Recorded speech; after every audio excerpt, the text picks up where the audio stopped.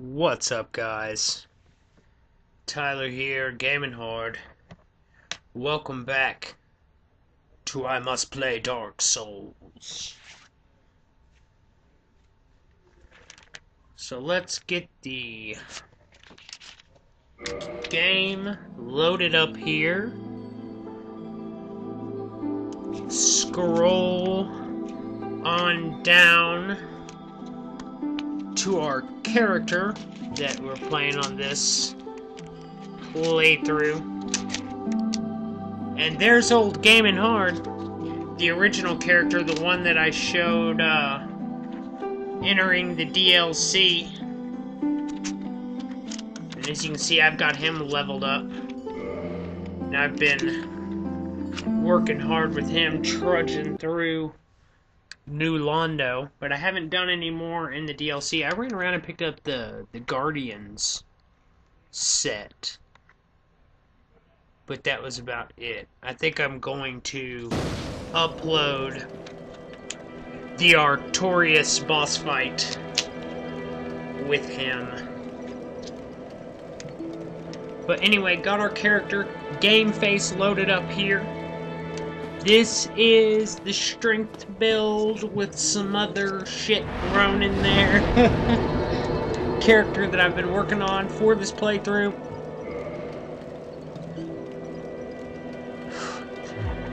As you can see there, pretty much been focusing on endurance, strength, and vitality. Little bit of attunement. And I think I'm gonna start leveling Dex a little bit as well, because dexterity is tied to your spell casting speed in Dark Souls. Now, in the future, in Dark Souls 2, spell casting speed is going to be tied to attunement. Whoa, we jumped wide there. And in case you guys aren't aware or didn't see the last video, the plan here is it's time for us to go ahead and head back to the Undead Asylum and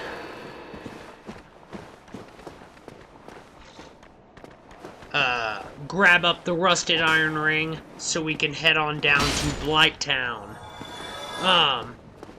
I just consumed a humanity there, which was actually an accident. Sometimes I just do that every now and then, man. I press square, not realizing that I don't have Estus equipped in my quick use slot, or I don't have it selected at least, and I'll wind up accidentally consuming a humanity or chucking a dung pie or, you know, whatever. There's actually a little item around here, and I just actually noticed this item for the first time the other day. There's a little Soul of a Lost Undead around this corner, so something to keep in mind the next time you're in Firelink Shrine. You want an extra 200 souls. Just dip around that corner there. You go up here and give this another try.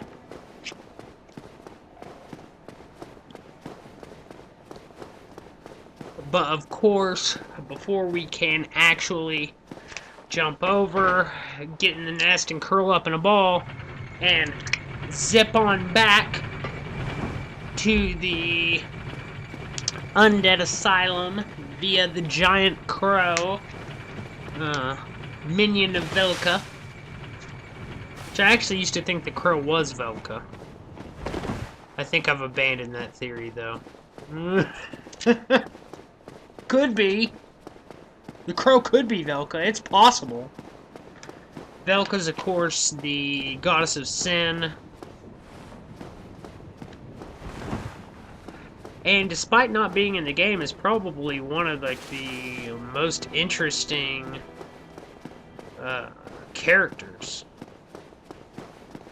And it's a shame that Dark Souls 2, for me, is abandoning this world, abandoning Lordran, abandoning this place and time also, because there's just so much depth here, and I feel like there could have been so much more added to it in the sequel, and I think that maybe the way FromSoft felt about that was that it would take away from that vagueness, that ambiguity. If we were in Lordran again, I don't think that they could help really making it a whole lot more straightforward, and that's why they're moving us on to Drangleic. So we just picked up the Undead Asylum F2 West key, and there's really no way back up that I see, at least, so we're gonna have to pop back down and make the jump again. Don't worry, I won't fuck it up again. But there's kind of a little shortcut to it. You can just plop back down on the stairs there. Now, I'm not going to pull up the item description on the F2 West key, but I will go ahead and read the item description to you guys anyway, because I have it right here. Key to the iron bars on the west side of the second floor of the North Undead Asylum. The Undead Asylum is a giant undead prison, segmented by countless iron bars. But even if a hero found a key in Lordran to liberate this prison, would he have the means or the heart to ever come back? And the answer is yes, motherfucker, by way of nest, bitch. Gonna curl up in here, act like an egg, and what will happen, of course, if you are pretending to be an egg in a bird's nest? Everybody knows that a giant crow will come along, swoop you up, and take you to prison.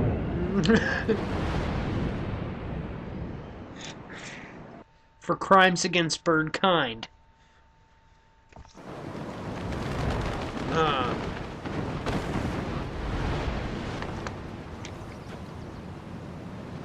But we took care of some of the guards of the prison on our way out of here, so there's nobody here to lock us up or send us through processing or anything like that. So we will be free to leave whenever we want via the nest. So one little thing that I wanted to show you guys while we were here is Snuggly. Snuggly. Little Snuggly buddy.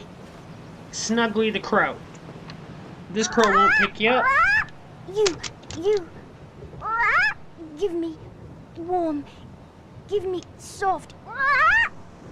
But this crow will trade various things with you. And we're going to trade a couple items with Snuggly real quick. Just to give an example. And you can find the full list on the wiki. I mean, the list is all over the internet. Just look up Snuggly the Crow trading list. We're going to give Snuggly the sack. The sack description reads, bloodstained patchwork by the undead man-eating cook lurking in the depths. 2 eye holes have been haphazardly cut out. It is unexpectedly soft and comfortable to wear, but is probably near meaningless in terms of defense, which it is. It's not really anything worth wearing beyond the aesthetic value of having a sack on your head. Looks kind of cool. if you were trying to do like a theme build or something like that, I could see wearing it. But there's not too much.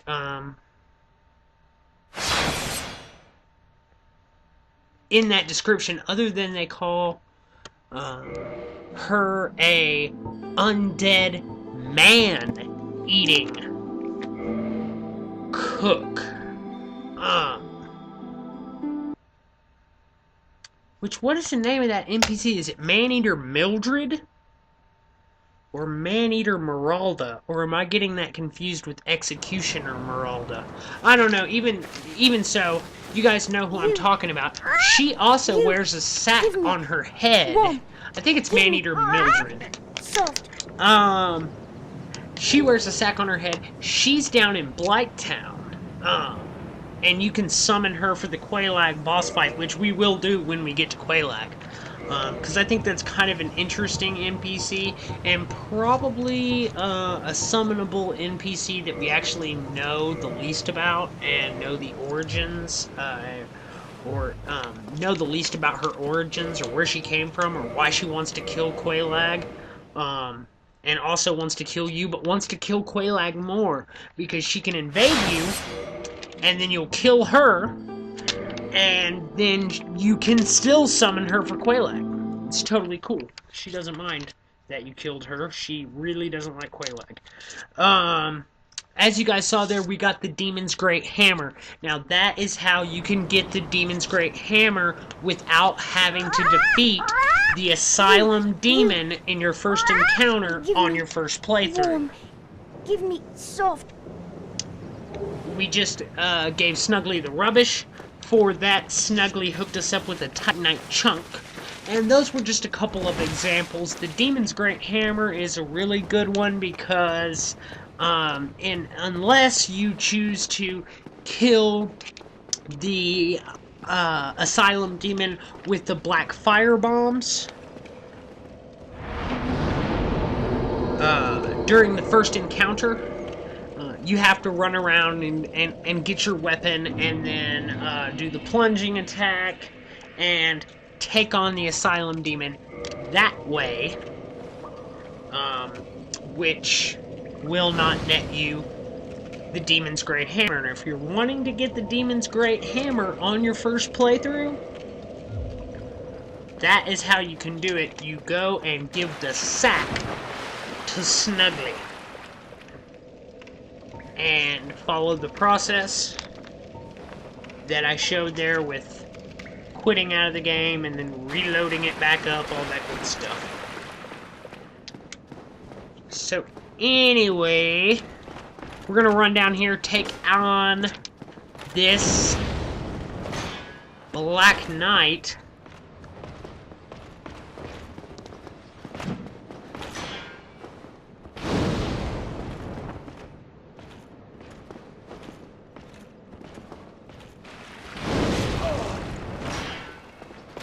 And actually not doing too well here.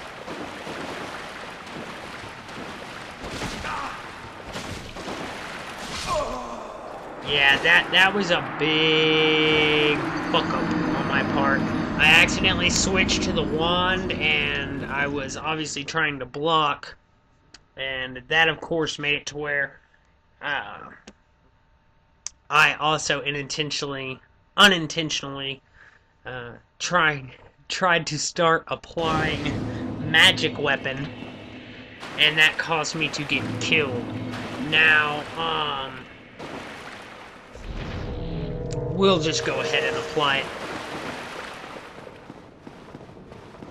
Normally I edit out the trip back, but there was no trip back, so...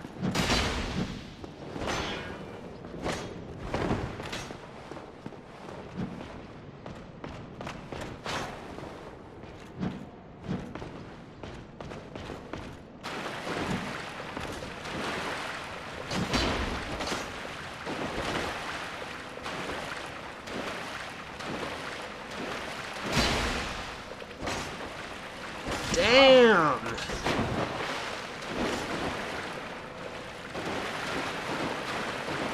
Mofo hits hard. Oh, bitch!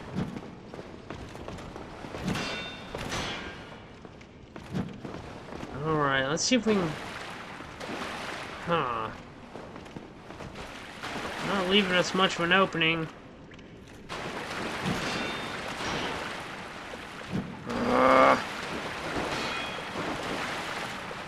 Probably the best thing to do here would just be to parry, yeah.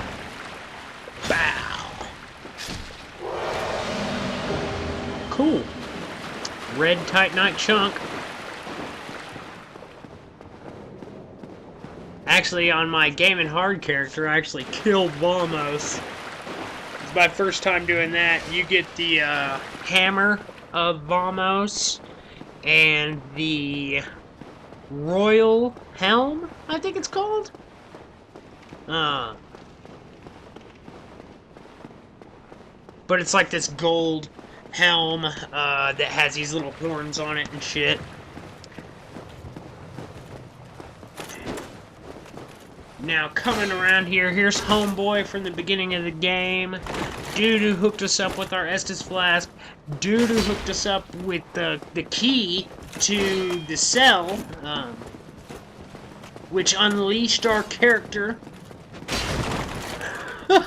Slapped his ass flat to the floor. That shit's awesome. Oh shit, the ball!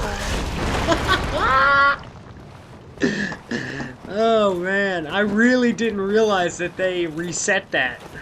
Or, I had forgotten about it at least.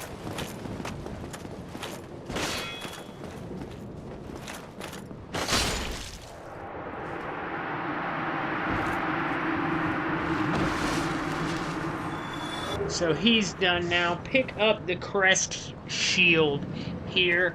Crest Shield is a very useful shield. Very useful indeed. As you can see, it blocks 100% of physical, 80% of magic. The description isn't too much. Shield of a nameless knight, likely a high-ranked knight of Astora.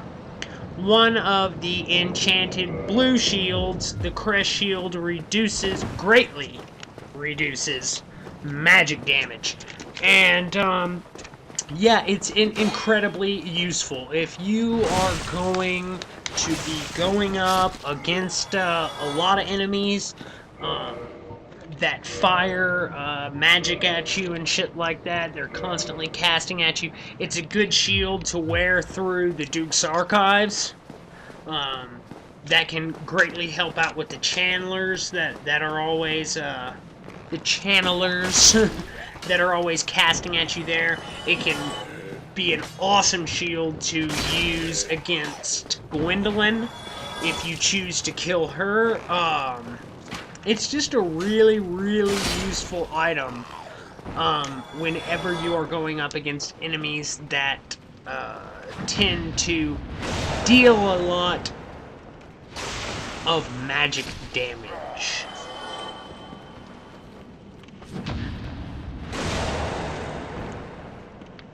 Easiest thing to parry in the game, those hollows with spears.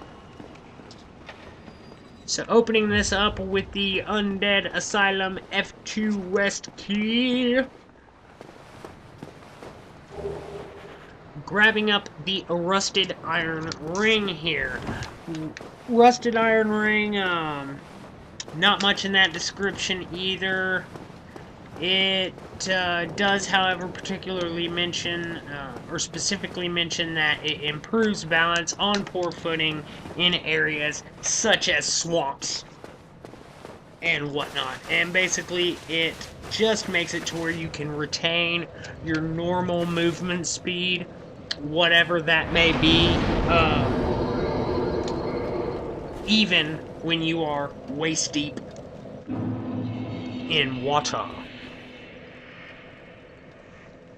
Gonna go ahead, get revived to human here, kindle up this bonfire. Always good, guys, to kindle bonfires. There's always going to be more humanity, and any bonfire you kindle is going to stay kindled. So it's going to be kindled on New Game Plus. It's going to be kindled on New Game Plus Plus. So just, man, kindle every bonfire you can in this game, and it will make things a whole lot easier for you. So we have dropped down to this area here. Another Black Knight down this way.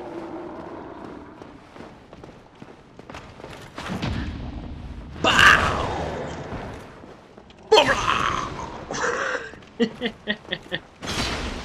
Damn it!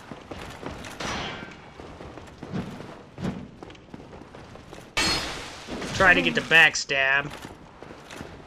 Now we gotta heal. Fuck! Come on, bitch. Ah, not this time, motherfucker. Let's get this over with. Another red Titanite chunk. Sweet. We'll probably make a fire weapon when we go down and see Vamos in the catacombs. So got the peculiar doll there. This is a very important item. Peculiar doll description reads, a strange doll in strange dress. There once was an abomination who had no place in this world. She clutched this doll tightly and eventually was drawn into a cold and lonely painted world. Of course, you guys can see the stray demon through there. We're about to go pay him a visit, but back to the description of the peculiar doll. Pretty cool stuff there. It would seem the abomination that they are speaking of is the crossbreed Priscilla. Part dragon, part humanoid god.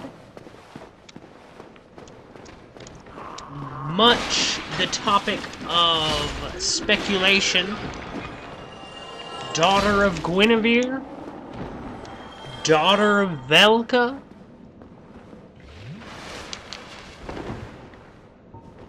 I don't know. You decide! Stray demon time. So I like to usually run over to this little alcove, get healed up real quick. Then it's time to run back and get it on. That fire blast attack there, you will remain safe from it as long as you are behind the stray demon. The stray demon is weak to bleed damage, so if you are rocking a weapon that does a good amount of bleed, you know, the scimitar, the Morning Star, all those weapons have bleed damage, and there are many more. I have a video where I'm going after the stray demon on New Game Plus, and I use the Life Hunt scythe. Oh my god, I just destroy the stray demon.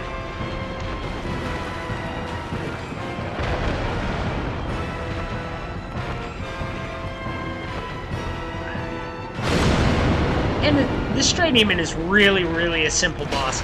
I had a lot of trouble with the stray demon. The very first time I ever fought the stray demon with my first character, I was stuck at this point in the game for a long time. A long time.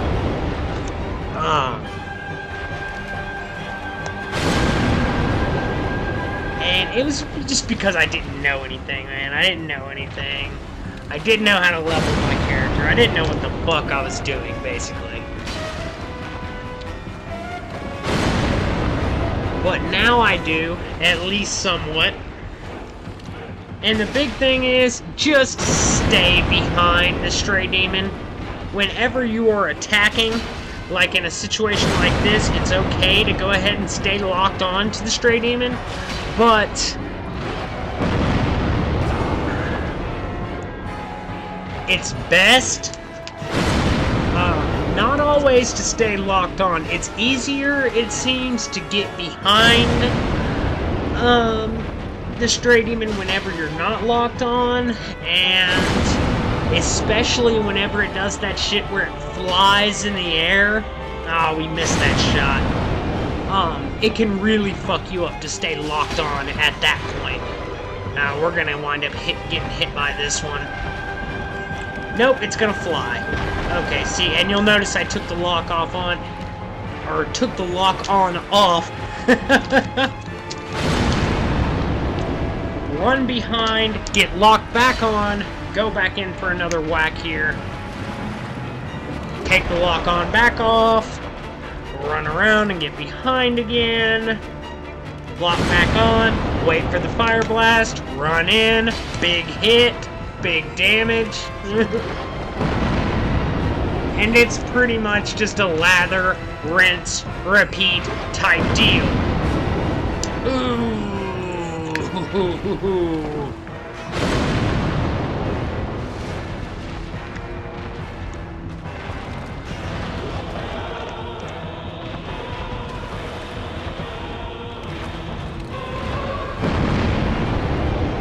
Here we go.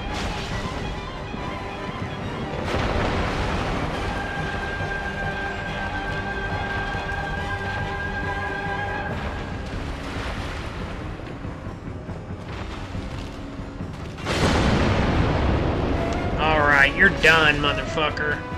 Die! So that's it. That's the Stray Demon. You get a Titanite slab for your efforts there. You can also get a Titanite slab by completing all of the Siegmeyer of Katarina quest line.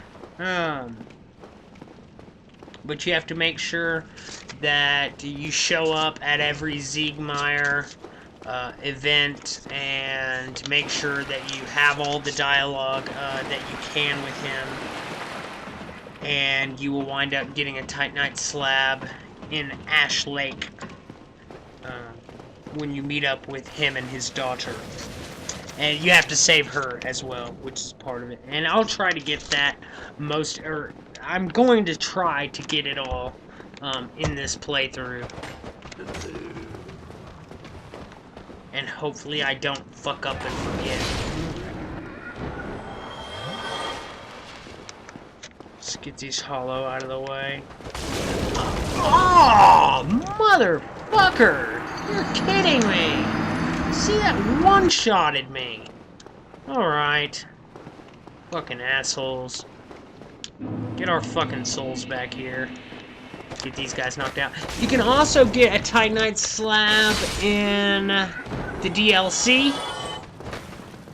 In the boss area, after defeating Calamite, you can pick up a Titanite slab there as well, which we will also get eventually in this playthrough. Titanite slabs, you need to either get your weapon up to plus 15, if you're taking a weapon up the standard upgrade path, in order to be able to reinforce it from plus 14 to plus 15, you gotta have a Titanite slab. Same thing with lightning weapons. You get a lightning weapon up to plus 4. If you want to make it plus 5, you're gonna need a Titanite slab. So you can get 3 guaranteed in your first playthrough, as long as you have the DLC. 2 if you don't have the DLC. But the covetous gold serpent ring, crystal lizards in the Great Hollow, and it is pretty highly likely that you'll manage to come out of that area with at least a slab or two if you go into the Great Hollow and kill all the crystal lizards while having the covetous gold serpent ring equipped and having that extra item discovery. And that's something we will probably do on this playthrough as well. So anyway, let's sit down at the bonfire here and wrap this video up.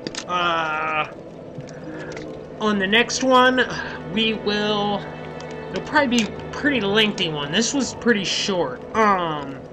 The next one, we'll have to head back down through the depths to go to Blight Town because I don't want to miss that huge chunk of it. So we will be doing a little backtracking at the beginning of the next video. I hope you guys can bear with me on that stuff. Other than that, we'll be traveling through the rest of Blight Town and going after Quelaag, doing some quick leveling here. Little dex, little endurance, little vitality. Getting up to 14 dex is going to help us meet the minimum requirement of a lot more weapons. And anyway, that's going to be it. So if you guys like this, please like, comment, subscribe. As always, have a good one, and keep on gaming hard.